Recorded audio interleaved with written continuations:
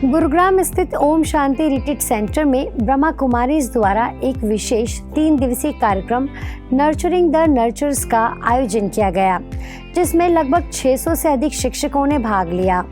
कार्यक्रम का उद्देश्य था शिक्षकों को मानसिक शांति, आत्मचिंतन और आंतरिक ऊर्जा से भरपूर एक ऐसा अनुभव देना जो उन्हें स्वयं से जुड़ने का अवसर दे।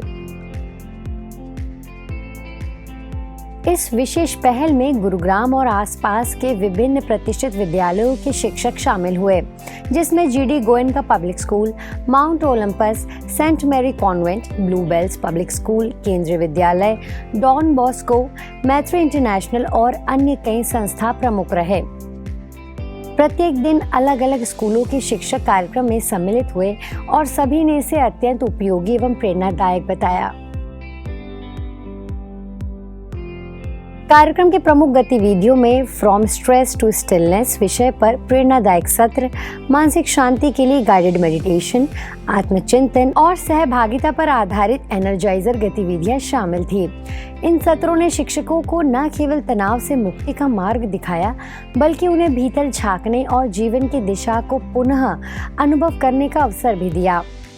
कई शिक्षकों ने कार्यक्रम को आत्मा को छूने वाला और गहराई से जागृत करने वाला अनुभव बताया। समापन सत्र में सभी ने मिलकर आत्मीय वातावरण में भोजन किया और अपने अनुभव साझा किए। यह आयोजन न केवल शिक्षकों के लिए एक नई ऊर्जा का स्रोत बना, बल्कि एक महत्वपूर्ण संदेश भी छोड़ गया, जो कि शिक्षक औरों को संवारते हैं, उन्हें भी समय पर आत्मिक पोषण की आवश्यकता होती है।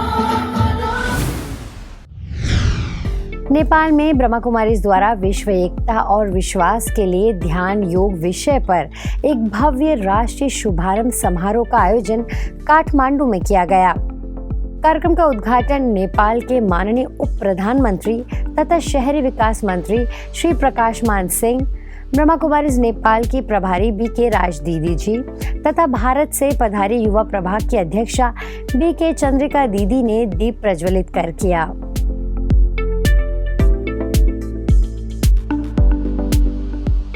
इस वर्ष का उद्देश्य ध्यान और राज्यों के माध्यम से व्यक्तिगत और वैश्विक स्तर पर एकता एवं आपसी विश्वास को सशक्त करना है। उप प्रधानमंत्री श्री सिंह ने समाज में शांति और मूल्यों की स्थापना हेतु ब्रह्मा कुमारीज के योगदान की सराहना की। राज दीदी ने अपने स्नेहपूर्ण शब्दों से सभी को आत्मचिंतन व आत्मिक जागरूकता की प्रेरणा दी। आत्मा पशुपतिनाथ भगवान के बच्चे हैं, हम भगवान की आत्मा बच्चे हैं, हम अजर हैं, अविनाशी हैं। ये सुंदर शरीर, गोरा शरीर, काला शरीर, कैसा शरीर कोई का कैसा, कोई का कैसा, आज है कल क्या होगा मालूम नहीं। इसको तुरंत आत्मा निष्के पछी ये बेकार पशुपति ले जाया जाएगा। चंद्रिका दीदी ने ध्यान योग की गहराई को स्पष्ट करते हुए बताया कि आत्मा की वास्तविक पहचान और परमात्मा से योग ही विश्व में विश्वास व एकता की नींव है। साधना करने की इच्छा किसको होती है?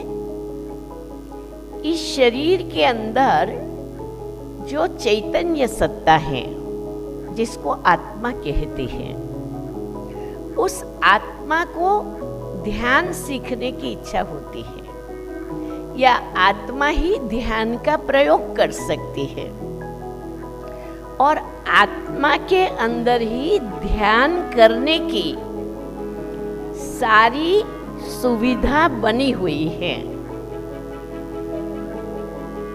तो साधक आत्मा है, साधन कौन है? ये जो शरीर है जिसमें बैठ करके आत्मा को साधना करनी है, ये शरीर साधन है। समारोह में दिल्ली और माउंट आबू से आए अन्य विशिष्ट अतिथियों ने भी ध्यान को जीवन का अभिन्न अंग बनाकर शांतिपूर्ण विश्व निर्माण का आह्वान किया।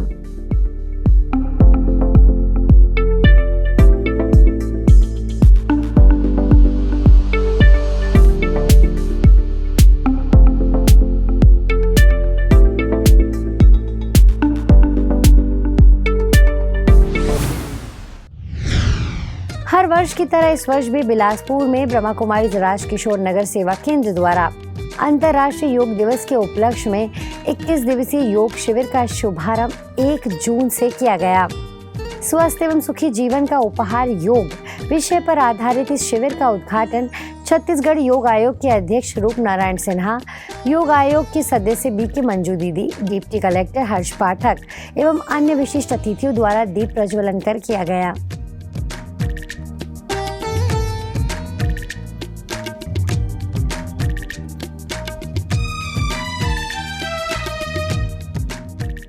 अपने प्रेरणादायी संबोधन में सिन्हा जी ने कहा कि योग केवल क्रियाएं नहीं बल्कि जीवन को संतुलन देने की कला है। शरीर, मन और आत्मा की एकता ही सच्चा योग है। उन्होंने जीवन में आत्म अनुशासन, सात्विक भोजन, मधुर वाणी और नियमित ध्यान को जीवन का आधार बताया। योग यानी जोड़ना।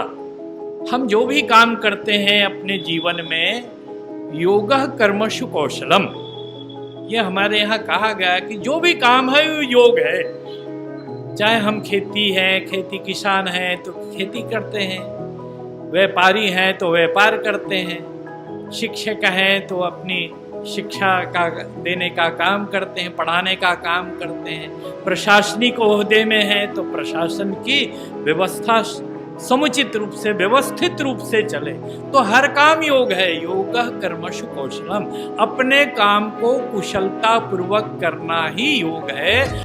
मंजू दीदी ने विभिन्न योग संस्थाओं के सहयोगियों का स्वागत करते हुए उन्हें ब्रह्मा कुमारी संस्था के मुख्यालय माउंट आबू आने का निमंत्रण भी दिया। कार्यक्रम में नशा मुक्त भारत अभियान के तहत सभी को नशा मुक्ति की शपथ दिलाई गई तथा ध्यान की सुंदर अनुभूति कराई गई। यह शिविर 21 जून तक प्रतिदिन प्रातः आयोजित किया जाएगा। अपने परिवार में हर्षोल्लास रखने, तन मन धन को सुदृढ़ बनाने, पर्यावरण को स्वच्छ रखने के लिए सभी वर्ग के व्यक्तियों में नशा पान के दुष्परिणामों को प्रचारित कर उन्हें नशा मुक्ति के लिए प्रेरित करूंगी। मुंबई के मुलुंड स्थित श्री कच्छी लोहाड़ा महाजन हॉल में आयोजित हुआ एक ऐसा आध्यात्मिक संगम जहां न केवल विचारों का आदान प्रदान हुआ बल्कि आत्मा की गहराइयों में उतरने का अनुभव भी मिला। ब्रह्मा कुमारीज मुलुंड सब जोन द्वारा आयोजित इस सेमिनार का विषय रहा चुनौतियों का सामना करने के लिए आंतरिक शक्ति और अवसर था 2025 की थीम एकता और विश्वास के लिए ध्यान को सार्थक करने का।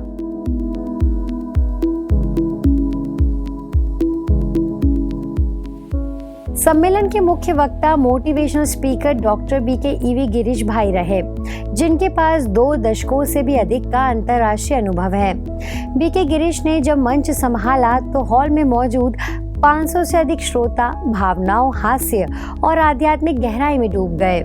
उन्होंने आज की दुनिया को बनी भंगुरता, चिंता, असंगतता और जटिलता के रूप में व्याख्यात करते हुए बताया कि कैसे राजयोग और मूल्य आधारित जीवन इस अराजकता में स्थिरता ला सकते हैं। इस संसार के जितने भी महान लोग हैं, उन्होंने अपने सिद्धांतों को, संस्कार को नहीं छोड़ा। तो इस समस्या का समस्या कंडीशन ही नहीं है, समस्या का समस्या है हमने समस्या को कैसे पकड़ा है। समस्या का समस्या है मैंने अपने आप को, पास्ट को, फ्यूचर को, जिम्मेदारी को, दुनिया को, हालातों को, समय को, आत्मा को, परमात्मा को किस दृष्टिकोण से यहाँ पकड़ा है। That is the major problem. और आंतरिक शक्ति आपको स्पष्टता देती है। Once you're absolutely clear then you become proactive. करना क्या, किस दिशा में काम करना है जिससे कि समस्या को हम आसानी से सॉल्व कर सकें. So the problem of this problem is not the problem. The problem is neither the condition. It is the way I am holding the problem. Doctor Godavari दीदी जी ने 4 आध्यात्मिक दीपक प्रज्वलित करने की प्रेरणा दी. आत्मिक चेतना, परमात्मा संबंध, गुणों की जागरूकता और आशा की लौ. ये दीपक हर आत्मा के भीतर के अंधकार को दूर कर सकते हैं. भगवान के साथ जिसकी लौ लगी रहती है तो वो सदैव हमेशा नम्रता भी होती है, उसकी धीरज भी होती है, गंभीरता भी होती है. सभी प्रकार के जो वैल्यूज है वो उसमें रहती है. और तीसरा दीपक है, आपको मालूम है तीसरा दीपक है कौन सा? दीपक, जो कुल में बहुत अच्छा कार्य करता रहता है बच्चा. फूलों के लिए तो हमारे जैसे फूल का दीपक है. सभी जगह रोशनी फैलाता है, माँ बाप का नाम भी पाला करता है, घर भी बहुत ही अच्छी तरह से चलाता रहता है.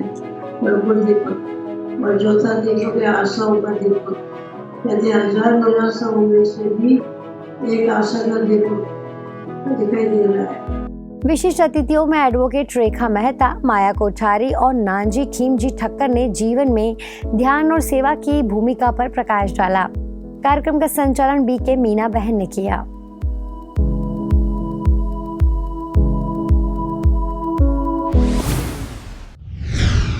रायपुर स्थित शांति सरोवर रिट्रीट सेंटर में 3 दिवसीय गीता ज्ञान महोत्सव का शुभारंभ भव्यता से हुआ.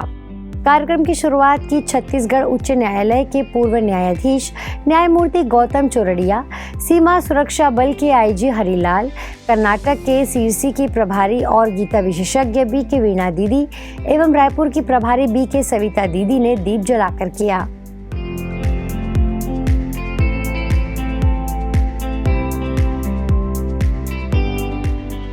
श्रीमद् भगवत गीता का सत्यसार खुशहाल जीवन का आधार विषय पर चर्चा करते हुए बीके वीणा दीदी ने कहा कि गीता केवल धर्म ग्रंथ नहीं बल्कि जीने की कला है. इसे मृत्यु के समय नहीं बल्कि युवावस्था और बचपन में समझना जरूरी है. उन्होंने कहा कि अर्जुन की दुविधा आज के युवाओं की तरह ही थी. गीता हमें आत्मा, कर्म और जीवन के वास्तविक लक्ष्य का बोध कराती है. उन्होंने स्पष्ट किया कि गीता में युद्ध नहीं बल्कि मानसिक और आत्मिक द्वंद्व का समाधान है. दीदी ने यह भी बताया कि आत्मा के बिना शरीर की कोई कीमत नहीं होती, इसीलिए समूल जीवन में सत्कर्म, आत्मज्ञान और सेवा ही सच्ची पूंजी है. गीता एक बहुत यूनिक काउंसलिंग मेथड है. इससे काउंसलिंग हो जाता है. देखिए, पहले अध्याय में अर्जुन कहता है नयोत्से गोविंदम, मैं युद्ध नहीं करूंगा.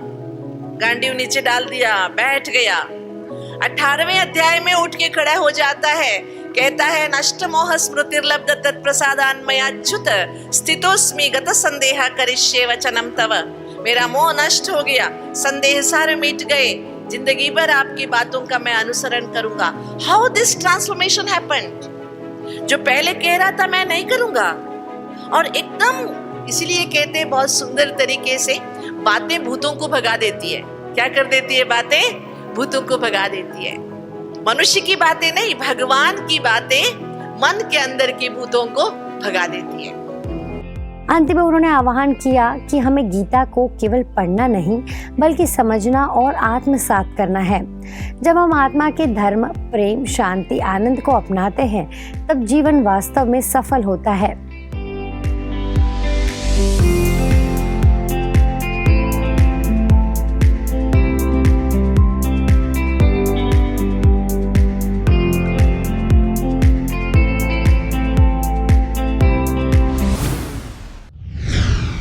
आज पीस न्यूज में फिलहाल इतना ही.